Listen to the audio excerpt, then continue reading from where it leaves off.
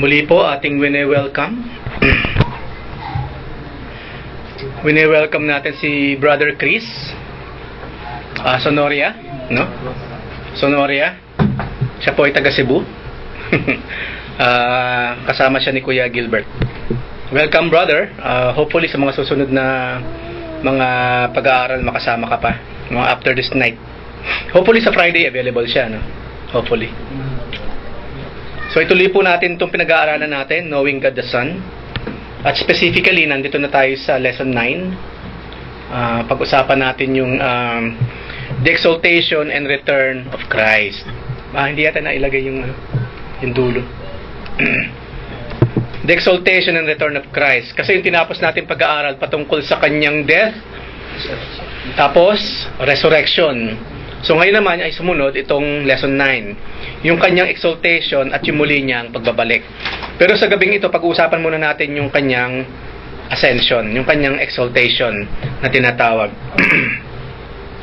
Yung tinatawag na ascension. Sa Bible kasi merong tinatawag na ascension.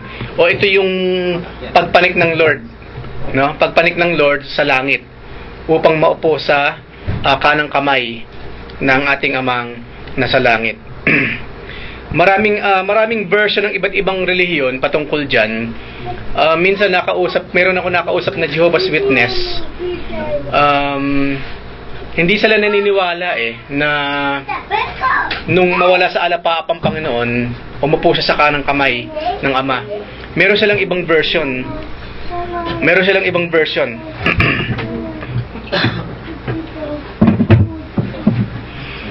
Ang sabi nung nakausap kong witness nung araw, hindi mo naman alam ano nangyari sa kanya nung pumanik siya sa alapaap. Nawala na siya. So who knew kung saan siya napunta? Samantalang marami namang sinabi sa Biblia, which is pag-aaralan natin ngayon, na kung saan, yun nga, ang Lord ay umupo sa kanang kamay ng ating Amang nasa langit. So ano yung ating patunay? Ano yung mga proof na ang Lord nga ay nag-ascend into heaven sa piling ng kanyang Ama? Sa chapter 17 nandyan, kasi yun nga ang prayer niya, di ba? Namimiss na ng Panginoon, excited na si Jesus Christ na muli, yung glory na pinagsasaluhan nila ng Father throughout eternity ng araw, no eternity past, muli nilang mapagsaluhan sa muli niyang pagbabalik sa langit. At yun nga nangyayari ngayon, they are sharing that glory na noon pa ay kanilang pinagsasaluhan. So tingnan muna natin yung proof ng ascension ng ating Panginoon. The proof of Christ's visible departure from His disciples and His ascension into heaven ay makikita natin sa Acts 1:7-11. Maging sa Lucas 24:50-53. Kasi di ba yun yung eksena na kung saan may angel na nakatingin sa kanila? Di ba? Ano yung tinitignan nyo dyan? Di ba? Sabi doon, maraming tao yung nakasaksi. Ilan daw yung nakasaksi? 500, ano? Napakarami nun. Ano nga palang religion mo, Brother Chris? Christian ka ba, or what? Patuloy ako doon na sinasama. Okay. Pero, okay naman ako. Okay. Anyway, isang Biblia lang naman pinag-uusapan natin So, 500 katao nakakita. No, maraming nakakita. At yun nga, merong angel na nagsabi sa kanila, ano yung tinitignan yun sa langit? Kung paano raw lang nakita ang Panginoon, pumanik sa langit, gayon din naman siya ibabalik sa huling panahon. Kaya, dun sa Lord's Supper, ang kwento ni Pablo, di ba, yun yung inaalala. Yung kanyang pagkamatay, yung muli niyang pagkabuhay, at yung muli niyang pagbabalik. Yung tatlong yun, hindi dapat nawawala. Yung doktrina, yung tamang katuruan sa kamatayan, sa resurrection, at sa muling pagbabalik ng Panginoon, dapat yan nalalaman ng bawat Kristiyano. Kasi that is the power of a Christian. No? Yun yung kapangyarihan ng isang Kristiyano. Alam natin yung tatlong stages na ginampanan ng ating Panginoon.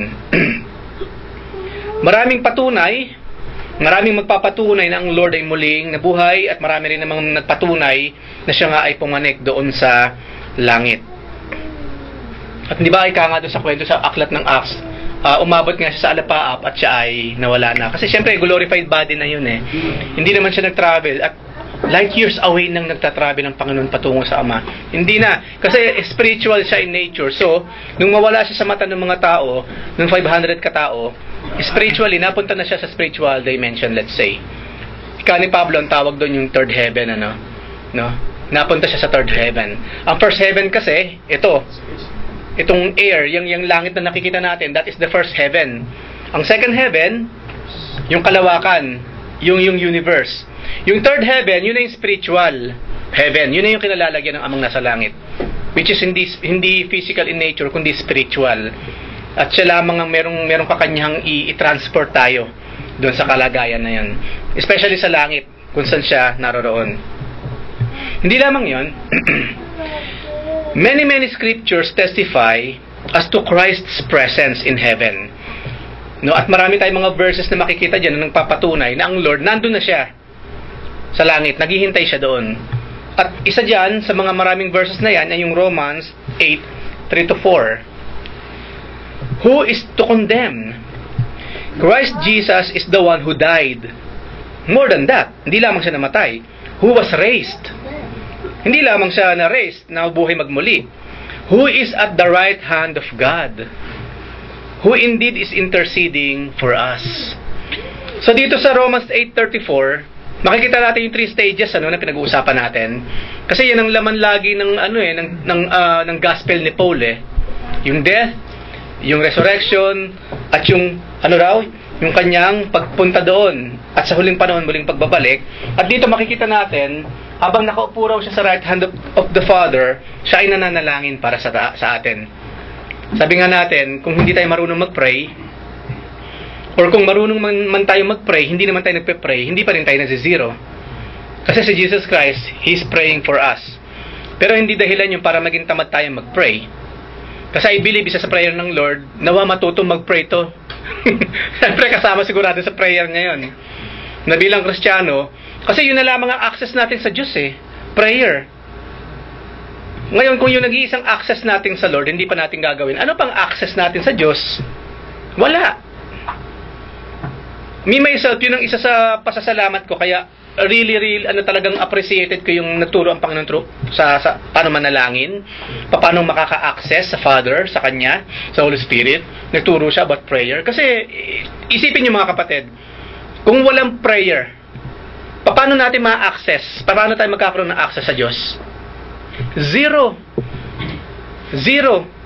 Kaya yun ang ginagawa ng mga pagans. Kinakausap yung buwan, kinakausap yung bundok, di ba? Kaya yun yung pinagmulan ng mga Pilipino, di ba? Yung mga pagans, yung mga naniniwala sa mga tawag dito, mga bathala, sa mga anito. Yan. Diniyodiyos yung araw, diniyodiyos yung buwan, diniyodiyos yung lupa, yung bundok. Kasi wala silang ibang access para dun sa someone na alam nila nag-i-exist pero hindi nila nakikita, na higher being, and that is God. Pero sabi ng Lord, no, that's not the way para ma-access ninyo ang amang nasa langit. Pray. Yung po kahalaga ng prayer, kapag ang isang Kristiyano hindi nagpe-pray, wala kang access sa langit. Paano ka ngayon makakaranas ng magandang buhay? Yung ba ngayon, dumaranas ka sa hirap ngayon. Tapos hindi ka man lang mag-pray, ang gagawin mo na lang, iiyak ka na lang, di ba? Hanggang iyak na lang. Tapos wala ka man lang access na ginagawa doon sa kayang magbigay sa'yo ng tulong, which is God. Kawawa ka talaga, iiyak ka na lang hanggang sa maubos ang luha mo. Kasi hindi yun ang tinuro ng Lord We must pray. Amen. Pray without ceasing. Kasi yun lang Is there any other way para magkaroon tayo ng access sa God? Meron pa bang ibang itinuro ang Biblia para magkaroon tayo ng access sa Lord? Ano pa? Wala Ako personally, wala akong sacrifices para maka-access ako sa Ama. Papatay ako ng manok. Ibubus ko ang dugo. No? Kasi dinuguan ang kalalabasan nun later on. Isipin nyo, ano pa? To be honest ako, wala akong maisip na iba. Prayer lang talaga. Period. Prayer. We can talk to God directly through prayer. Ano ginagawa ng iba? Nagpapatak ng kandila sa tubig. No, malalaman ko ang kalooban ng Diyos sa pamagitan ng korte na lalabas sa patak ng kandila sa tubig. Hindi tinuro ni Jesus yun No? Gusto ko malaman ang kalooban ng Diyos, tumingin tayo doon sa likod bahay, maraming saging doon. Tignan natin yung bakas ng muka na lalabas sa punong ng saging. Walang itinurong ganun si Jesus. Ang Biblia, wala. Pumunta tayo sa likod bahay, may pader doon. Tignan natin yung bakas ng tubig o ano man yung bumasa doon. At tignan natin yung mukhang lalabas. At maaaring may mensahe ang Diyos or what. Walang tinurong ganun ng Panginoon. The only way is prayer. Kaya ako po medyo pinalawig to. Kasi ang Lord, imagine, mula noon, nang maupo siya sa kanang kamay ng Ama, until now, until the end of time, hanggang sa kunin niya tayo, He's praying. He's praying. Hindi sa tumitigil sa prayer kasi the Lord knows the power, the importance of prayer. Ngayon ang tanong, alam ba natin ang power, ang importance ng prayer? Kasi if Jesus Christ is praying, and we are not praying, mas mahusay ka pa kay Jesus. Kasi si Jesus nagpe-pray tayo, hindi. Aba, mas magaling pa tayo kay Jesus kung ganun. Not to pray is a sin, mga kapatid. You know why? It is a command. Pray always. Ano sinabi ng Panginoon sa mga apostol? Natutulog na naman kayo. No, pray. The spirit indeed is willing, but the flesh is weak. Utos yan, ha? Yung prayer po utos. Kaya kapag tayo hindi nag-pray, you are committing sin against the express command of the Lord. So, si Jesus Christ nagpe-pray, dapat mag-pray tayo. Iniutos ng tayo mag-pray, dapat mag-pray tayo. Because that is the only way na magkakaroon tayo ng access sa langit. So, kung hindi po tayo prayerful, tapos ang feeling natin, ampat na ampat ang pagpapala ng Diyos ng langit sa atin, hindi langit ang nagkukulang doon, tayo. Kumbaga, binigyan ka na nga ng credit line binigyan ka na ng credit card ng langit, binigyan ka na ng account number ng langit, hindi mo naman ginagamit. So, sino may kasalanan? Yung langit na nagbigay na ng way for you para magpagpala ka, o tayo mismo na hindi marunong mag-appropriate ng mga pagpapalang ibinigay na ng Diyos sa atin? Of course, us. Totoo po yung lagi natin na pag-aaralan kapag prayer meeting. A prayerless Christian is a powerless Christian. At ang powerless Christian, anong blessing ang inaasahan mo? Anong blessing? Meron din naman dumarating Kaso anong tawag dyan? Yan na lang yung mabuti man o masama, pinapaarawan naman ng Diyos Yung mga bagay na common na lang talaga sa lahat. Yan yung nararanasan mo natin kung hindi ka nagpe-pray, hindi ka marunong i-appropriate sa buhay mo yung mga kapamaraanan upang maranasan mo yung pagpapala ng Panginoon. Common grace na lang yun. Yung na lang nararanasan ng mga unbeliever, nararanasan mo rin. Hindi naman tayo hanggang dun lang Nasa special grace na tayo So hindi po enough yung common grace for us. Special grace dapat, special blessings. Hindi naaambunan lang katulad ng mga unbelievers. Hindi yun ang plano ng Panginoon sa atin, mga kapatid. No, hindi. Kaya nga sabi niya, buhay na ganap at kasaya-siya. So nakita ninyo kahalagaan ng prayer? Ulitin ko po, if you are not prayerful enough, you will don't have any blessing at all. Kung ano man yung tinatangkilik mo ngayon, yan na rin lamang yung tinatangkilik ng mga unbelievers. Kasi nga naman ang Diyos kung magpaulan daw saka magpaaraw, mapamabuti man o pamamasama. Common grace. No? Common grace. Sayang. Ano man ang meaning? Ano po ang meaning nung na ascension ng Panginoon? O ano ngayon? Nakita natin ng Lord, pumalik pabalik sa langit. So what?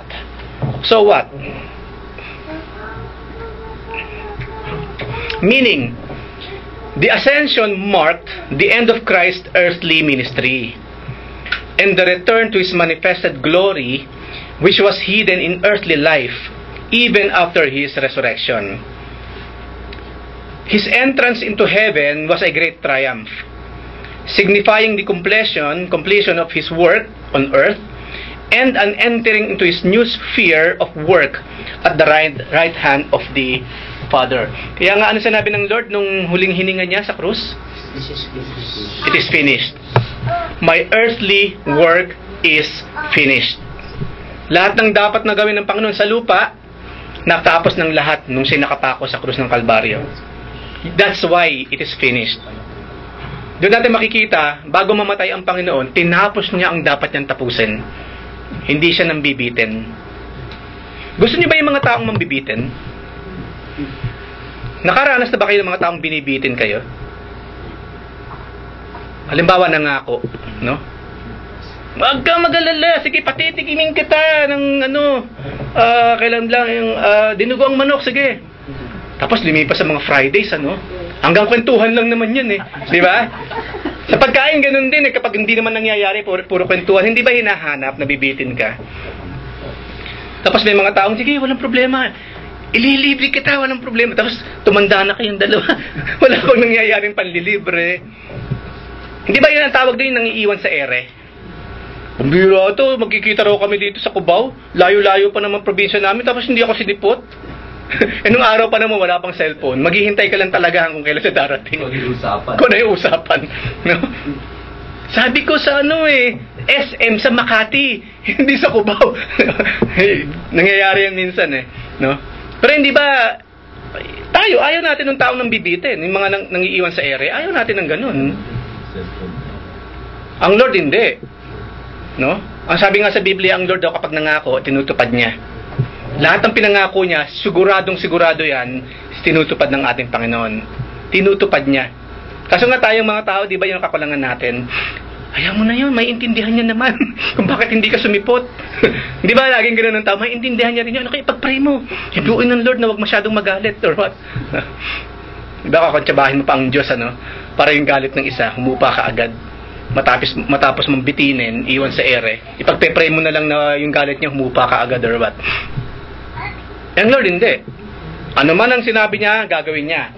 Katulad sa kanyang ginawa sa krus ng Kalbaryo. When He said, it is finished, it is really finished. Hindi yun, meron ako nalimutan. Ipadala si Gabriel, no?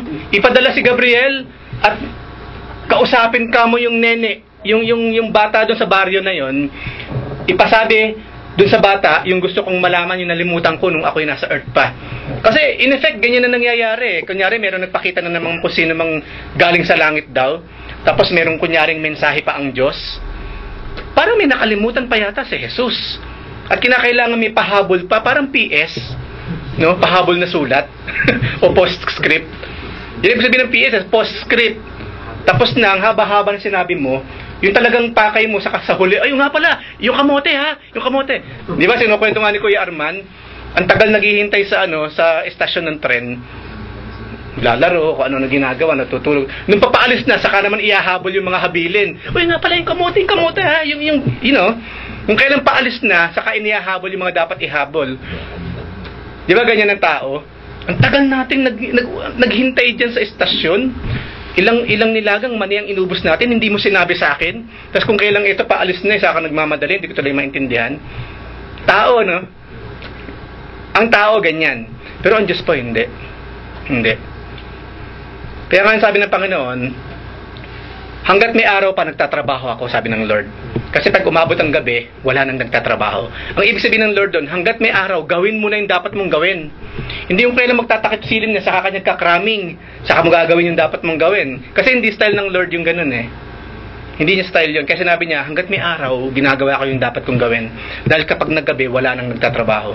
Ibig sabihin, hanggat proper yung timing, nandyan yung tamang panahon, do whatever it is na kailangan mong gawin. Kasi darating ang time, may deadline kasi. Kapag nandyan ang deadline, wala na. No? Wala na. Ang Lord, hindi siya ganun. Hindi siya ganun. So, it is finished. Sabi niya, yun ang meaning ng kanyang ascension. Especially na siya pumanik, iniwan niya na yung mga apostol, kasi yung mismong earthly ministry niya, natapos na sa krus, especially ng kanyang ascension. Meron kang gusto idagdag or question? Kaya yun din yung sa mga pag-aaral din natin na kapag daw kasi di ba Holy Week na naman malapit na yung mga nagpipinitensya, pinapahirapan yung kanya sarili, parang ipinamumukha daw natin sa Panginoon, Lord, kulang pa po yung ginawa mo. Oo nga. Kasi ginagawa pa natin, pero sabi ng Lord, it is finished. Oo nga naman. Amen. Parang sampal sa Lord, kumbaga. Amen. Ginagawa. That's true. Parang ganito yan Kunyari, nagluto si Ariel ng tinola, di na may tinola dyan. Nagluto ka rin ng tinola. No? Para ba sinabi mo yung tinola ni Kuya Ariel hindi masarap at gusto mo ng sarili mong tinola? Or what? Di ba, sa tao, hindi maganda yung ganun O bakit nagluto ka pa ng tinola? Tinola na nga niluto ko. Ano ibig mo sabihin or what? Sa Diyos ganun din. Kumbaga, tinapos ko na lahat, it is finished eh. Tapos may ginagawa ka pa. Ganyan, pinapahirapan pa yung sarili mo. Naghirap na nga ako para sa'yo. Tapos pinapahirapan mo ang sarili mo because of your sins. Para mo nang sinasabing hindi sapat nga yung ginawa ko para sa'yo. Saka hindi lamang yun, dagdag doon, walang iniutos si Jesus na ganun. Walang sinabi sa Biblia na gawin mo rin to ha. Yung habang nakabayubay sa krus, Juan, ganto ha. Gantong-ganto gagawin nyo. Sabihin mo sa mga kapatiran. Wala naman siya sinabing ganun eh. Walang sinabing gaya-gaya eh. May misinterpret yan, di ba? Yung, kung gusto natin sumunod sa Panginoon, deny yourself, take up your cross daily and follow me. Pero kung pag-aaralan natin, iba ang ibig sabihin. Of course. Mga trials and testing. Naranasan natin sa pagsunod sa atin. Oo nga. Yung misinterpretations na napaka-obvious naman na may misinterpret. Kaso tradisyon na kasi eh. No, hayaan mo na tradisyon eh. Wala namang mawawala or what. No, lagi naman yung maririnig natin sa kanila eh. Sige lang, diyan ka, ginagisnan mo yan eh. Suwail ka naman kapag hindi mo sinunod ang mga matatanda. Kaya nga sabi ng Panginoon, okay, sinusunod niyo yung inyong mga tradisyon, bakit niyo naman binabaliwala ang salita ng Diyos? Yung kasi ang nangyari, kinokontra ng tradisyon, yung talagang sinasabi ng Biblia. Kaya yun ang sinabi ng Panginoon. No? Bakit naman sa pamagitan ng inyong tradisyon, binabaliwala ninyo ang salita, ang scripture itself? Ano raw yung mga purposes? Ilan lamang to? Ano yung mga purpose ng ascension ng Lord? Bukod sa mga napag-usapan na natin. Una, to be our forerunner into heaven. No? Siya yung una sa lahat. Sa mga tao, kasi nagkatawang tao siya talaga eh. Diyos si Jesus na nagkatawang tao, at bilang tao, siya yung kauna-unahang pumasok. No? Bilang tao sa langit, siya yung forerunner na tinatawag. Siya yung forerunner. Yung mga kapatiran nating nangamatay ng una, bago nagkatawang taong Panginoon, of course, na sa isang lugar sila. No? Sa isang lugar. Ngayon, meron tinatawag na Abraham's bosom. Pero kung babasahin po natin sa Easton's Bible Dictionary, yung kasing salitang Abraham's bosom, ano ba tawag dito? Ano yun eh, isa sa mga katuruan ng mga Hudyo, na kapag sinabing nasa Abraham's bosom na siya, ibig sabihin nasa eternal peace. Kumbaga nananahimik na siya. No? Kumbaga nasa kapayapaan na siya, wag na nating guluhin or what. Hindi as in isa siyang lugar na pupunta ka doon at ang tawag sa lugar na yun Abraham's bosom. Kasi kasama yun sa tradisyon ng mga Hudyo, no? Halika, kasi katulad dito sa Saudi Arabia, hindi ba sa mga tent makikita ninyo yung mga upuan nasa lapag. Tapos nakasalampa ka rin doon, no? Tapos merong mga close katulad sa Panginoon si John the Beloved. Ang hilig niyang sumandik sa Panginoon, di ba? Kaya nakaganon si John the Beloved sa Panginoon kasi nakakaramdam siya ng peace eh. Nakakaramdam siya ng belongingness. Ganon din kay Abraham. Bilang Hudyo, pag sinabing Abraham's bosom, kasi kandungan yung bosom eh. No? Kapag nasa feeling ka na ng iyong amang si Abraham, sabihin nasa kapayapaan ka na. Nasa state ka na kung saan punong-puno ka ng kapayapaan. Okay? Ginamit ng Panginoon yung salitang Abraham's bosom kasi para maintindihan ng mga kausap niya na pawang mga Hudyo by that time. Na kapag sinabing Abraham's bosom, ay alam ko yan, masaya. Ibig sabihin, lugar ng kaligayahan niya, ng katahimikan, no? Or kapayapaan. Maintindihan nila. Yun ang ibig sabihin ng Abraham's bosom. And of course, yun din naman na nararanasan ng marami. Simula kay Abraham hanggang sa mga sumusunod na mga kapatiran na meron pananampalataya sa Panginoon, nasa state of peace sila. Nasa katahimikan, nasa kapayapaan, na until such time, tatawagin ng Panginoon ng kanilang mga kaluluwa at sama-sama, sabay-sabay, papanik sa langit. Sa panahon ng rapture. Kasi yun ang panahon eh. Maunang araw yung mga nangamatay na, di ba? Lahat ng kapatiran natin hanggang sa Old Testament na nangamatay sa pananampalataya na until now, nasa state of peace, dun sa Abraham's bosom na tinatawag, pagdating ng rapture, sila muna ang tatawagin. Tapos yung mga buhay pa by that time, kukunin na rin, no, sa isang kisap mata na tinatawag. Kaya pag nabasa natin ang mga kwento sa Biblia, di ba may yung namatay na sila. Ang sabi ng Lord, natutulog lamang. Ayan. Si Talita Kumi, Ayun. natutulog lamang. Kasi yun yung kalagayan ng isang taong natutulog eh. Amen. Lalo na isang bata, Sarap, payapa, di ba? Oo nga eh. Kaya talagang yun yung binanggit. Amen. Sila'y natutulog lamang. Yun. Sila'y natutulog lamang. Yun yung tinatawag nilang Abraham's bosom. Nasa state of peace. Mm. Total peace, total calmness na tinatawag, or bliss. Yun yung tinatawag na Abraham's bosom. So anyway, yung kwento naman kasi ng Panginoon, ano yun eh? Parable kasi yun eh. Alam naman natin ang parable, di ba? Hindi naman siya literal eh. Para lilisan. Ayan. Kundi something spiritual na ginamitan ng Panginoon ng mga something na physical or, literal sa mundong ginagalawan natin para maintindihan ng tao. Hindi lamang yun, bakit, ano meaning ng ascension? Number 2. Isa sa paborito ko ito, yung to prepare a place for His disciples. No?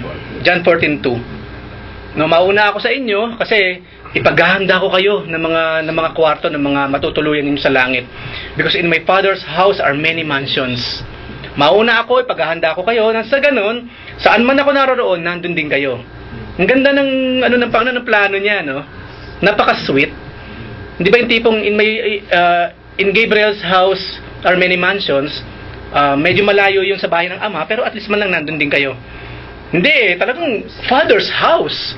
Hindi house ni Gabriel, hindi house ni Michael. Talagang sa bahay ng kanyang Ama. Doon tayo titira. No? At nandun mismo ang ating Panginoon. At makikita natin, at last, yung mga nauna nating mga kapatiran.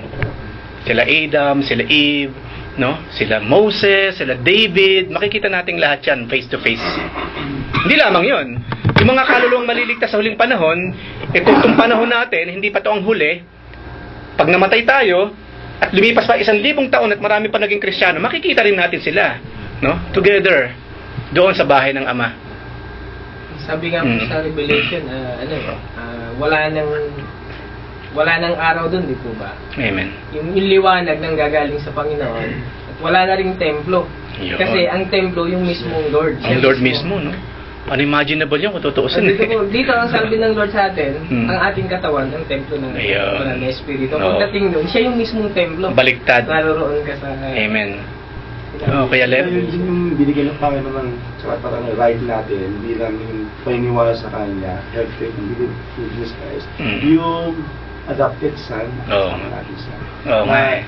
Ibinibilang tayo bilang isang anak din, kaya pinaghahandaan tayo ng mansyon. Amen. Naiiba dun sa Panginoon. Oo nga naman, ano? Even though adopted naman tayo, hindi naman tayo begotten son like Jesus Christ. Yung inheritance, di ba, co-heir nga ang tawag Co-heir tayo ng ating Lord. Doon sa aspeto na yon, syempre. Kasama tayo sa mga heredero, ba tawag doon, heredera, no? Ng ating Lord. Because of the Lord Jesus Christ. Mga tagapagmana. Ayan, tagapagmana. Hindi lamang yun ang purpose ng kanyang ascension, to appear before God for the believer. Siya nga raw yung high priest. He will be our high priest. Kaya ang sabi doon, wag tayo mahiya. Sa aklat na Isaiah pa lang ang sabi doon, kasi mas mapula man sa pula, ang kasalanan natin, lumapit lang daw tayo sa Panginoon, sa Diyos, tayo kanyang patatawarin. Diba, kung ilayo nga ron yung kasalanan sa atin, kung gano'ng kalayo ang hilaga sa kanluran, silangan, diba, ganun kalayo. As far as the east from the west, ganun daw kalayo, inilalayo sa ating mga kasalanan. Hindi lamang yun, ang sabi ng Lord, I will remember your sin no more. No? I-declare niya kasi, sinless ka na, sa kabila ng sobrang kasalanan ginawa natin. Kaya ang gagawin ng Panginoon ngayon sa aklat ng Hebrews, dyan, siya yung high priest. Sa tuwing yung accuser, si Satan, walang ginawa kundi accuse tayo. Charge to me. Ang tagapagtanggol natin, ang ating Lord. And of course, hindi natin inaabuso yun. Sige lang, gumawa ng kasalanan. Andiyan naman ng Lord, charge to me naman yan Of course not. Alam naman natin yun, di ba? Of course, we cannot mock God. Hindi natin pwedeng loko-lokohin ng Diyos. Hindi natin siya pwedeng abusuhin. But yung thought na, maraming salamat, Lord. Kasi, may ground si Satan kapag nag-accuse sa atin, mga kapatid. May ground siya Una pag sinabi ni Satan, oh, Father, sinungaling to. May ground siya kung bakit niya sinasabi yun. Kasi totoo naman, sinungaling tayo tamad to, tamad. May ground siya Mapanirang puri po yan. Chismoso, chismosa. No, marumi po ang isip niyan. May ground siya kung tutuusin. No? At alam naman ng Lord 'yon. Kaya nga inako niya ng lahat. Lahat ng kasalanan natin, mula noon, ngayon, hanggang sa future, inako niyang lahat yon. Kaya ang kalaban, wala siyang ginawa kundi mag-accuse. No? Ang sa atin na lang talaga, gawin natin ang lahat, makakaya natin sa tulong ng Holy Spirit. Kung hindi man 100% ma-eliminate yung sin, at least man lang, pakunti ng pakunti. Ibig sabihin, kung 1 kilo everyday ang kasalanan mo, dapat habang nagtatagal ka bilang Kristiyano, nagiging kalahating kilo man lang o 1/4. Nababawasan, yun ang ibig sabihin doon. Kasi kung nung hindi tayo Kristiyano, 1 kilong kasalanan everyday na gagawa natin, tapos 20 years ka ng Kristiyano, 1 kilo pa rin, may problema na yata doon. Walang change life. Yung panghirap, naging 2 kilo. Isipin mo, naging Kristiyano, naging 2 kilo pa yung kasalanan, dati 1 kilo lang. Something is wrong with that. No? Kaya nga meron change life na tinatawag. Merong buhay na nababago everyday. From glory to another degree of glory. Sa tatlong witness, yun yung mahalaga. Ayan. Nagpapatunay ng pagiging witness. Ayun. Dapat may pagbabago. Anyway, yun naman sinabi sa 2 Corinthians 5:17, di ba? Ang sino man nakikristo ay ano raw? Isa ng bagong nilalang eh. Ngayon, madaling sabihin yun, "Hay, maraming salamat Lord, bago na ako." Ano did? Kaso, ipakita natin yung pagiging bago natin, di ba? Hindi lang through our mouth. Hindi through our lives, siyempre. No, through our lives. Meron pa po kayong gusto idagdag dyan bago dito sa huling part? So yan po ang purpose. To be our forerunner into heaven, to prepare a place for His disciples, and to appear before God for the believer. Siya nga yung ating advocate.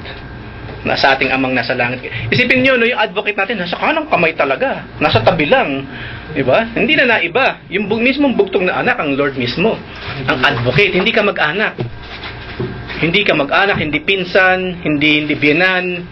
Yung mismong, second person of the Holy Trinity, siya mismong advocate natin. Wala nang iba pa. Minsan ba naisip niyo, pwede naman si Michael na lang eh. Si Michael na lang ang advocate natin. No? Si Gabriel na lang, messenger naman siya lang ang advocate. Pwede namang may ibang gumawa nun eh. Pero hindi ba ang Lord, He will not settle for less? Yan. He will not settle for less sa kanyang mga anak. He is able to the uttermost iligtas ang bawat isa sa atin. At hindi wala siyang iba na chinarge sa ministry na yung kundi siya mismo ang gumawa. Kaya nga po ang paninilbihan natin sa Panginoon, dapat ito gawin natin personal. Hindi po pwede yung proxy system. Hindi po pwede yung proxy system sa gawain. Kasi ang Lord personal siya sa atin eh. Kapag nag-pray siya sa atin, personal. Oy Gabriel, ipag-pray mo nga na naman tong isang to. Hindi, siya mismo. Pag meron siyang ginawa, siya rin mismo ang gumagawa. Wala siyang inuutosang iba. Siya mismo. So sa atin din, ganun dapat. Kung meron tayong paninilbihang gustong gawin sa Panginoon, personal nating gawin. Personal, kapatid. Wag tayo, hindi uubra yung proxy system. No? Halimbawa nga, pag-usapan natin prayer meeting, walang masama humingi tayo ng prayer. Pero siguro naman, marunong kayo pag-pray din naman ng sarili mo. Kasi, kasalanan ng hindi nagpe-pray eh. Kung sagana nga tayo sa, ipag-pray mo naman ako, ipag-pray mo ito sa akin, ipag-pray mo ito. Okay, walang masama naman doon, pag-pray ka namin. Pero what about you? Are you praying for yourself? Kasi ulitin ko po, kasalanan ang hindi pagpe-pray. Kasalanan. Kasi utos ng Diyos yun. Si Jesus mismo nagpakita na nananalangin siya. Kung hindi natin ginagawa, kung ano man ang kalagayan mo sa buhay ngayon, ba't hindi ka makaala-alagwa, makalift up sa buhay, alam mo na ang dahilan. Isa na dyan, hindi ka marunong manalangin. Kung hindi ka man marunong manalangin, hindi ka talaga nagpe-pray. No? You have all the time in this world to pray, pero sa ibang bagay mo inilalagay. Di ba nakita ko isang post ni Kuya Arman kanina yung noon pa, yung Facebook kinakain yung oras. Totoo kasi yun eh. Timbang ang haba ng time mo sa Facebook, sa prayer wala kang time. Tell me, is that sin or not? Kasalanan siyempre yun, ang haba ng oras mo sa Facebook eh, tapos wala kang time manalangin. Ang haba ng oras mo sa ibang bagay, sa prayer wala. Kasalanan yun, ulitin ko po. Kasalanan po yun. At habang yung kasalanan niya nananatili sa atin, meron mga pagpapalang hindi talaga darating. Laging bitin ang pagpapala, laging ampat. Sa simpleng lang yun prayer pa lang pinag-usapan natin. Paano na yung sharing the gospel? Kasi let me tell you this, kung hindi ka marunong mag-pray, paano ka mag-share ng gospel? Eh, ibang tao na pinag-uusapan natin doon, hindi lang sarili mo, hindi lang Diyos. Kung hindi ka marunong mag-pray, never kang makakapag-share ng gospel sa iba. That is the point. Kasi pag nag-share ka ng gospel, may ibang tao na tayong pinag-uusapan. Eh, ang prayer, ikaw lang at ang Diyos. Hindi mo magawa. Yung pa kayang lalapit ka sa taong to, gusto ko sanang ibahagi sa iyo ang magandang balita. Magagawa mo kaya yung ganun? Of course not. Of course not. Yun po yung karugtong sinabi doon sa DCL, yung binigit mo kanina. A prayerless Christian is a powerless, and yung usefulness, limited in usefulness. Of course. Amen. Ang gusto pa naman ng Panginoon, magamit tayo to the max. Tayo ba pag meron tayong gamit sa bahay, gusto mo magamit mo to the max? Of course. Eh, ang Lord, ganun din sa atin. Magamit tayo to the max. Di ba lagi nga kinukwento yung mga washing machine? Sipin mo, binili mo siya, magkano? Tapos nung maglalaba ka na ayaw, ay gumana. Pambihira naman to washing machine doon, laki ng ginastos ko, tapos ayaw namang, hindi ba nayayamot ka? Gamit lang yun, ha? Eh, tayo kaya sa Diyos. Nilikha tayo ng Diyos to glorify Him, right? But what are we doing? Are we really glorifying the Lord? See? Kung ang Diyos tao, matagal na tayong tiniris ng Diyos, mga kapatid. Matagal na. Kaso buti lang hindi siya tao like us. Kasi tayo, madali tayong mayamot sa gamit eh. Yun nga lang sa internet, ang bagal naman ito. Ano ba yun? 1 second bago mag-reply? 1 second lang ang pinag-uusapan ha. Merong ano ba tawag doon? Merong buffer ba yun or what? May delay lang na 1 second ha. 1 second sa tawagan. Nakakainis talaga tong technology na ito. No, nagkakasalubong kami ng pag-uusap kasi merong 1 second kasi na delay eh. Look at us. Diba? Yamot na tayo doon. Kasi ine-expect nating maayos na serbisyo ng technology, hindi nare-reach ng technology yung ating standard. Eh, ang Diyos kaya sa atin, I do believe, mas higit pa. Pero then again, maraming salamat sa Lord, hindi siya masungit. Hindi siya mayayamutin like us. Mabuti na lamang. Ngayon, pag-usapan naman po natin yung last 2 slides. Ngayon, nakaupo na ang Panginoon sa kanang kamay ng Ama. No? Christ session at God's right hand. Anong ibig sabihin yan? Papaliwigin lamang natin yung kanina pinag-usapan natin. Letter A meaning, Christ has ascended victoriously into heaven and sat down at the Father's right hand. That is the place of power. The place of power. Di as in, ang Panginoon nakaupo dyan. Of course, hindi. Diyos ang pinag-usapan natin eh. Totally different sa setting natin. Totally different. Tayo pag sinabi natin kamay, yung kamay. Kung Diyos ang pinag-usapan natin, that is totally different. That is totally different. So, at the Father's right hand, the place of power. Makikita natin yung sa Ephesians 1:20. Here He fulfills the position of the believer's high priest naman. Makikita natin sa Hebrews 9:11 to 12. Yan yung kanyang ginagawa. No? Sa kanang kami ng ating amang nasa langit. Kaya nga hindi ba sa Old Testament, si David, Lord, sabi ni David, thank you very much, you are feeding me using your right hand. Di ba kahit dito sa mga Muslim, yung kaliwa, ayaw nila sa kaliwa? Haram, di ba? Pero kaya naman sila ganun, kasi ginagaya lang naman nila si Muhammad eh. Si Muhammad daw kasi, puro kanan kaagad. Pag nagsuot ng damit, no? Pag yung liliko sa, kanya nakasakay sa camel, nagdadrive. Pag yung pupunta siya sa kaliwa, kanan na lang muna. Puro kanan para makapunta sa kaliwa. Kasi bawal ang kaliwa eh. Paano ka makakapunta ka sa kaliwa kung puro kanan? Madali lang, di ba? Ikot ka na, ikot. Di ba? Kaliwa na, di ba?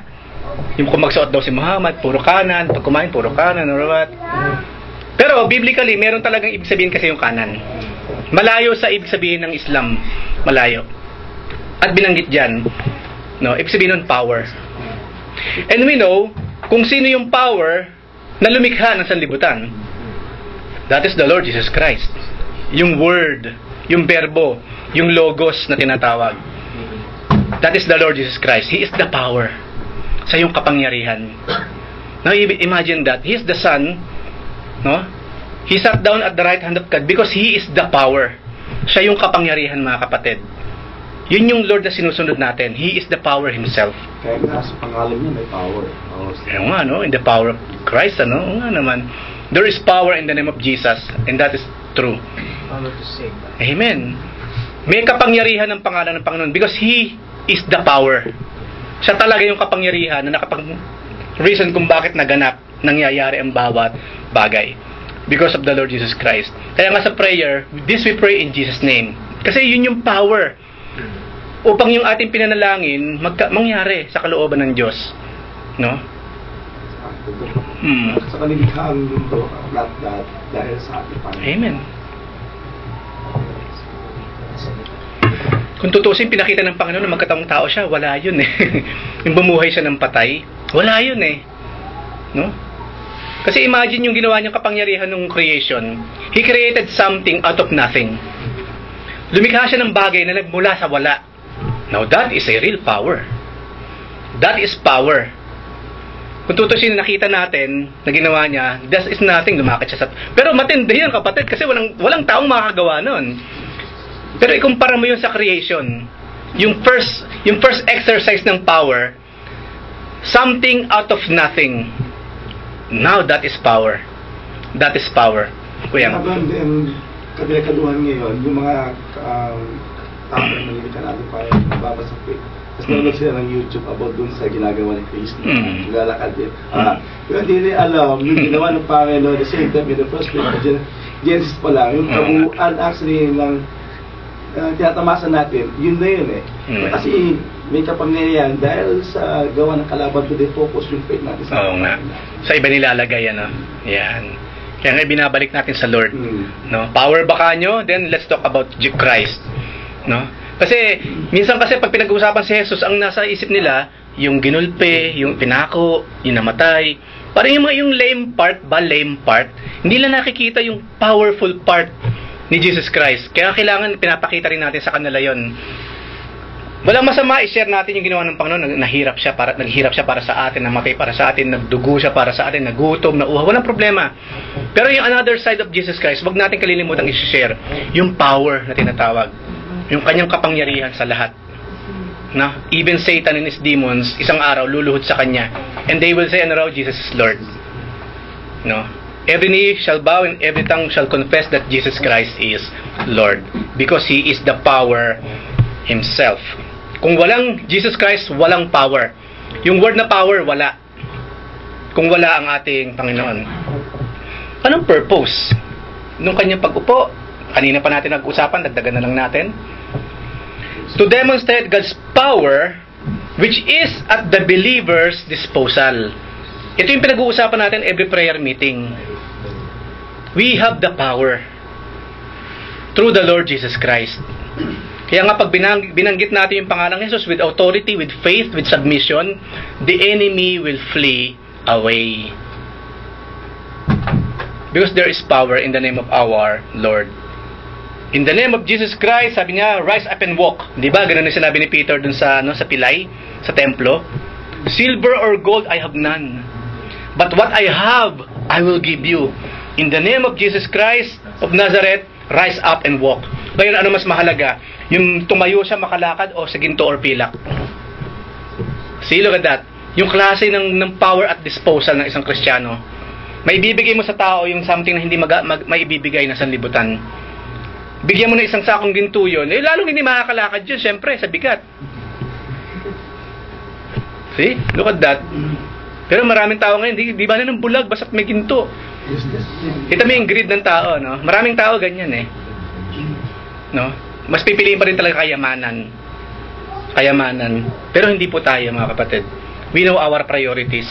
Bilang Kristiyano, we must know our priorities. Ang priority po natin, spiritual. That is number one sa lahat. Spiritual. Kuya Arman.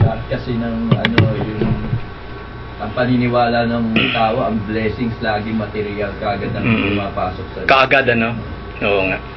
Yun lagi eh. Kaya yun nawawala sila sa pagka nawala na ng pera, nawala na ng gamit, provide ng ganito.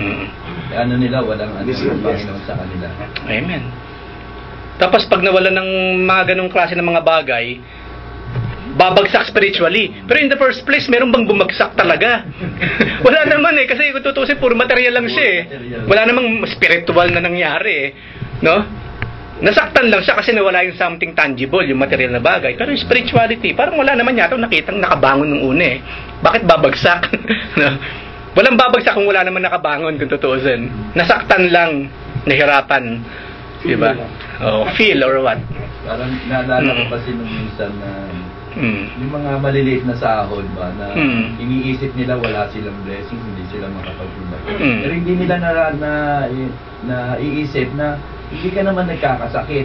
Mga mahal mo sa buhay, nagkakasakit. Wala ka bang paggagamitan ng pera para sa ano. Dapat yung papasalamat mo na rin dahil blessings na yun eh. Kasi hinihintay mo magkaroon ka ng increase, magkaroon ka ng malaking sahod. Pero yung mga bagay na yun nakakalimutan. Oo nga, ano. Maraming namimiss kapag naka-focus sa mga financial, kapag yung standard ng pagpapala for you laging nakakabit ka agad sa material. Marami kang mamimiss na mga bagay na ine-enjoy mo na even without asking God about it. 'Di ba? Ibibigay naman ng Panginoon kung kailangan talaga, ibibigay niya, why not? Na ibibigay naman ng Panginoon. At the same time baka may tinuturo pa, 'di ba? Pag nag-mature enough ka na anak, I know, makakapag-handle ka na ng ganitong klase ng blessing, then I will give it to you. Pero kapag hindi pa, tari, maghintay ka pa. No, maghintay ka pa ng konti. At mag-focus pa lalo sa gawain, syempre. Kasi serving the Lord is our reward. Ang number one reward ng isang Kristiyano, yung nagagawa niya magsilbi sa King of Kings, sa Lord of Lords, sa Creator ng universe. Kapag tayo nagsilbi sa Panginoon, yung reward nakuha na natin. And that is the privilege to serve God. Susunod na lang yung mga bagay na yon. Susunod na lamang sila. So, ang priority natin is spiritual lagi. Susunod na yung mga yan, sabi nga ng Panginoon. All these things shall be added unto you.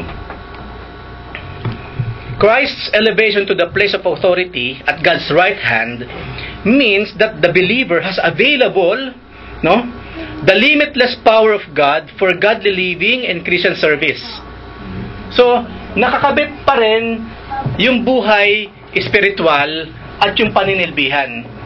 Kung maalala ninyo, lagi ko pa sinasabi, ang sabi ng Panginoon, ask this in my name. Believe and it shall, kumbaga, nasa iyo na. Just believe and it's yours. Ngayon, ang setting kasi nun, ang pinag-uusapan, gawain Gawain yun. Ako minsan nangihinayang kapag ang nagko-quote nung sinabi ng Panginoon, ask everything in my name and it shall be done. Kapag ang gumagamit yung mga taong hindi mo naman nakikita sa gawain. Kasi ang setting na sabi ng Panginoon yun, mga apostol ang kausap niya. Mga disciples na kapag siya umalis na, sila ang papalit sa ministry. At ang ibig sabihin ng Panginoon, habang kayo nasa kasagsagan ng ministry, ask anything in my name, it shall be given unto you. Ang setting niya, ang premise nung promise, basta gawain, hingin mo sa akin ang kailangan mo, I will supply. Kaso maraming tao, ginagamit yun sa ibang bagay. Hindi ko po sinasabing bawal na itong gamitin ng mga hindi naman active sa gawain. Hindi ko sinasabing ganon. Kaya lang, na-miss nila yung malaking point. Mga kapatid, kung kayo po, laging available sa gawain, ask anything in Jesus' name, it shall be given. Kasi yun ang premise nung kwento na yun.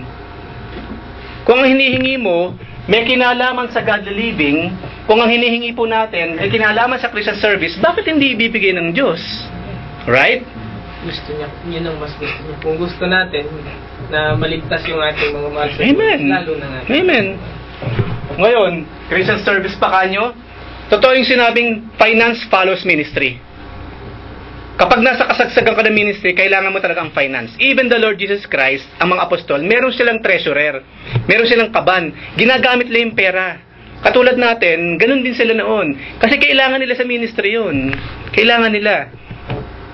Sa Christian service talaga, kailangan ng finance. Then, let's ask God. Ibibigay niya, why not? Christian service ang pinag-uusapan natin Bakit hindi bibigay ng Panginoon? Kung ang buhay po natin nakaangkla sa godly living, nakaangkla sa Christian service, bakit hindi bibigay ng Panginoon yung ating mga kahilingan, mga kapatid? Pero kung ang ating hinihingi sa Panginoon, walang kinalaman sa Christian living, sa godly living, walang kinalaman sa Christian service, mahiya ka naman. Hindi nakakahiya naman yung ganun. Humihingi ka ng something wala namang kinalaman sa pamilya, kumbaga. For your own sake lang, para may ililibre mo yung kaibigan mo, wala lang para magpakasasa ka sa panonood ng sine, nakakahiya namang humingi sa magulang ng pera, kung gano'n, di ba? Pero kung humingi ng pera, bakit, para saan naman to anak? Kasi po, parang po makabili ng notebook, si Bunsoy. Hindi ko nakakatuwa yung gano'n kasi may kinalaman sa pamilya Kaya, para po makabili tayo ng bagong tapete. Or may kinalaman pa rin sa pamilya. Bakit hindi magbibigay ng finance, ng pera, yung ng pagpapala yung magulang? Pero for your personal use lang, for selfishness sake, hindi ba nakakahiyang humingi ng ganun? Magpapasasa ka lang, that's it. Unless kung makapadagang. Unless talagang thick-faced, di ba? Kaya sa tuwing naririnig ko yung kino-quote ng marami, ask anything in my name, it shall be given unto you. Ang tinitignan ko agad, yung spirituality nung taong nagsabi. Kung nakita kong active siya sa ministry, do it, kapatid. No? Pasok ka sa konteksto kung bakit sinabi ni Jesus. Pero kapag naringgan ko nun, yung talagang hindi mo invisible naman sa gawain, hindi niya naiintindihan yung kinang-quote niya. I-quote mo yan kung nasa kalagitnaan ka ng paninilbihan sa Diyos. Pero kung hindi, for what? For what yung hinihingi mo sa Diyos? For your own self? Hindi nila naiintindihan. To be honest with you, maraming tao nagko-quote ng mga Bible verses, hindi nila naiintindihan yung kino-quote nila. Hindi nila naiintindihan. Doon ako nalulungkot. No? Hindi man pwedeng, oy, wag mo i-quote yan kasi hindi lapat sa'yo yan. Hindi man pwedeng sabihin ganon. Matitisod syempre yung tao. Kaya ang sa atin na lang, Bible study, dumalo ka para ma-realize mo. Quote ako ng quote nito, yung pala na out of context na yung pagka-quote ka ng word, nakakahiya. Yung ba matututo na siya ngayon? Bago niya i-quote yung Word of God, he makes it a point, pasok siya dun sa essence kung bakit sinabi ng Biblia yung verse na yon. Sa atin pong lahat dapat ganun, mga kapatid. Huwag tayong quote ng quote. Lord, ano pong dahilan ba't yung sinabi ito? Nasa ganun, kapag kinote ko itong sinabi ninyo, andun ako sa premise kung bakit niyo siya ipinangako. Pasok ako sa purpose ninyo, sa premise ninyo, sa design ninyo. Kasi kung hindi, nakakahiya. Nanggagamit lang tayo ng pangako na hindi naman para sa iyo. Nakakahiya. Anything else? Okay, dito po tayo sa last page. Sa una po, ang purpose to demonstrate God's power which is at the believer's disposal. Kung gawain pong pag-uusapan natin, ask anything in Jesus Christ, it shall be given. Basta for the glory of God. Sa ikasusulong ng kanyang kingdom, bakit hindi ibibigay ng Panginoon? Number 2, to intercede for us and serve as our great high priest. At napag-usapan na natin kanina yan. Number 3, to assure us of free and confident access into the presence of God. At kanina, pinag-usapan na natin ng mahaba yan. Yung pong access meron tayo. We have, use it. And that is prayer. Sa ating Panginoong Jesucristo. Paano mababanggitin ang pangalan niya kung hindi sa prayer? Pag nagulat ka lang, Jesus! Iba kasi ganun nagagamit yung pangalan ng Panginoon pag nagugulat. Pero sa prayer, hindi. Kasi hindi naman nagpe-pray Hindi naman nagpe-pray. Saan mo gagamitin ang pangalan ng Panginoon kung hindi ka nagpe-pray? Kung hindi ka nag-share ng word of God, saan mo gagamitin ang pangalan ng Panginoon? Saan? Hindi ka nag-share ng word of God. Hindi ka nagpe-pray. Saan mo gagamitin ang pangalan ng Panginoon? Tell me. Pag nagugulat. Bukod doon, ano pa? Saan? Wala. Ako personally, wala akong maisip Gagamitin mo ang pangalan ng Diyos, ng Panginoon, kapag ikaw nag-share ng Word of God. Kapag ikaw nagpe-pray. Kapag wala pa yung dalang mo yun sa buhay mo, kailan mo binabanggit ang pangalan ng Panginoon? Pagsisisi. Of course, prayer. Ang pagsisisi kasi through prayer prayer of repentance. Sisisi Panginoon. Ayan. Pag sinisisi ang Diyos. Diyos ko. Diyos ko naman. No? Nasayang ng, Kasi, look at that. Access, prayer. Bible study, let's say. Kailan mo masasabi ang pangalan ng Panginoon kundi kapag nagpe-pray ka sa nag-share ng Word of God? Kapag hindi mo ginagawa yan, kailan mo pa sinasabi ang pangalan niya? Wala, di ba? Wala. Bumabagsak tayo sa saan? Ha? Sa kanto? Natutulog ba? Natutulog ba ang Diyos? Ayun naman sa mga praise and worship. Kasi prayers naman yan na merong nota Di ba? Word of God na nilapatan ng melody saka ng nota. Di ba? Pero bukod doon, saan pa? Saan pa? So, isa lang yung babagsakan dito. Yung paglabag doon sa pangatlong utos. Ano yung pangatlong utos, Kuya Chris? Do not use the name of the Lord. Ayan. Kapag hindi mo nagagamit ang pangalan ng Diyos sa prayer, kasi hindi ka nagpe-pray, hindi mo nagagamit ang kanyang pangalan sa pag-share ng Word of God kasi hindi ka naman nag-share ng Word of God. Sa pangatlo, pag ginamit mo yun, nagkakasala ka na. You are using the name of the Lord in vain sa mga walang kapararakang mga bagay. Ang init na katay, Jesus! No? Nadulas, Jesus Christ! Ayan, yung pangatlong utos. Ginagamit in vain yung pangalan ng Lord. Kinalaman ng Lord, pero Sus Mario, ayan, tatlo pa, kawawa naman pati magulang sinama. No? OMG. OMG! Pinaganda pa eh. OMG! Ano yun, minsan, parang napaka-simple lang nababanggit. Pero nabibreak natin. Amen. I believe lahat tayo madalas makabreak ng third commandment. Using the name of the Lord in vain. Palagi natin, marami na tayo, dati na, di ba? Ay sus, gano'n. Yes. Yun din yung kasi pinaiksi mo lang. Unless, tatak yun ng computer, ano? Kasi kung hindi naman, oo nga naman. Ano kasi Zeus ang binabanggit mo? Di ba si Zeus? Yung Greek or Roman God or what? Meron pa nga Zeus kulay, oo nga. In vain yun. In vain yun. Alam nyo, kaya nga Israel, minsan, kapag ang kausap, Hudyo, sinasabi, ibig sabihin, the kingdom of God is like this. Ang ginagamit lang, the kingdom of heaven. Kasi ayaw lang gamitin yung pangalan ng Diyos. Kapag sinabi sa Biblia, the kingdom of heaven, the kingdom of God ang ibig sabihin nun. Ayaw lang gamitin because of this law. O ganun sila kaingat. Yan. Next. To make it possible for Christ to pour forth the Holy Spirit upon His people. Yun ang sinabi niya, di ba? Kinakailangan ko umalis para maipadala niya yung Holy Spirit. Di ba? Na magpapaliwanag sa lahat ng dapat paliwanag. Yung Holy Spirit daw kasi nakakasaliksik sa kailaliman, kaibuturan ng puso ng Ama. Imagine that. At yun yung nilagay ng Panginoon sa atin. Yung Espiritu na yun. Wala nang iba pang Espiritu. Number 5. To enable Christ to bestow spiritual gifts upon His own. Kasi nga, nung dumating ang Holy Spirit, kinakailangan niya umalis para may padalang Holy Spirit. Dala ng Holy Spirit yung mga power, yung fruits, lahat ng kailangan natin para sa gawain. Dala ng Holy Spirit lahat yun. Kaya nga si Peter, lahat ng mga apostles, nung bumabang Holy Spirit sa araw ng Pentecostes, totally, nag-iba sila. Totally, nag-iba sila.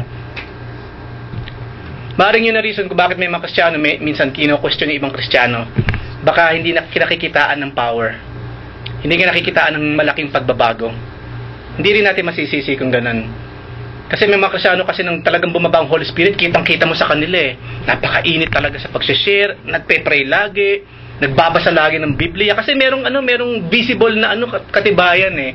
Which is biblical din naman. Yung iba naman, kapag hindi mo kinakitaan ng ganun, hindi ka magtataka or, kung bakit may mga ibang nagka-question tuloy. Ligtas pa talaga siya kasi yung bibig niya, ganyan pa rin eh. Hindi man ang bagay yung bibig niya eh. Hindi mo maiiwasan magtaka yung mga yun kasi walang pagbabagong nangyari eh. No? Ugali niyan eh, ganyan naman noon yan eh. Naging born again lang, nalagyan lang ng label na born again, pero same naman siya. Hindi mo masisisi yung mga tao kung ganun. Kasi dapat talaga merong visible pruweba ng pagiging Kristiyano. Dapat meron talaga. And of course, number 6, to make Christ the head over all things for the church. Siya na nga yung pinaka-head ng simbahan. At panghuli po, number 7, to put Christ in the place of supremacy over all things. Kaya nga sinabi nun, di ba? Iniligay na ng Ama sa paanan ng Panginoon ng lahat ng authority. In heaven, on earth, under the earth, and so on and so forth. After nun. So next week po, ang pag-uusapan naman natin, yung lesson 9. Yung the return, or yung second coming ng ating Panginoon. Which is mas mahaba ng konti ito. At I promise you, napaka-exciting yan ng pag-aaral na yan. Is there anything na gusto niyo itanong or comment bago tayo mag-closing sa prayer? Naging malinaw ba, Brother Chris? Malinaw po. Okay. Okay lang ba na mayroong part na English or okay lang? Kasi pwede natin tagalogin lahat kung gusto niyo. Why not? Kailang more time.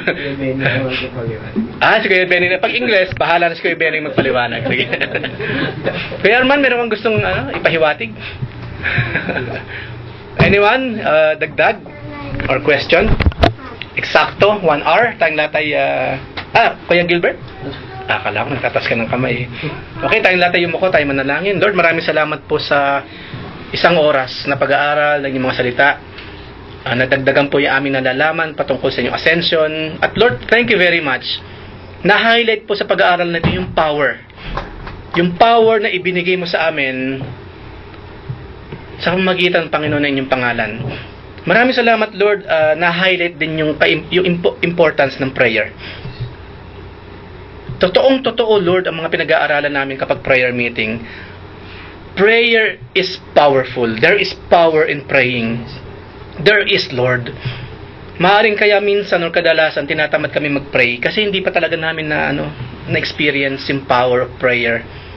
If we really want to experience the power of prayer, maging prayerful muna kami, Panginoon. Ma-challenge kami. Maging prayerful na muna kami, then we will experience the power na meron sa pangalan ninyo kapag kami nananalangin. And Lord, patawarin mo po kami kung nagagamit namin in vain everyday ang inyong pangalan. Aminado kami, Panginoon, walang itsapuwera sa amin. Nagkakasala kami sa bagay na ito. Lord, maraming salamat po sa presence ni Kuya Chris. We pray, Panginoon, sa isang oras na pag-aaral na kanyang natanggap. Malaking binhi na ito, Panginoon, sa taong ito. We pray, Panginoon, tumubo ano man yung napag-aralan namin ngayong gabi sa puso ni Chris. At makasama namin siya sa mga susunod pa mga mag-aaral na sa ganon, sabay-sabay kami lumago spiritually sa inyong paanan. Maraming salamat po sa spiritual food at maraming salamat sa physical food. Pagpalain po ninyo mga kamay na inyong ginamit.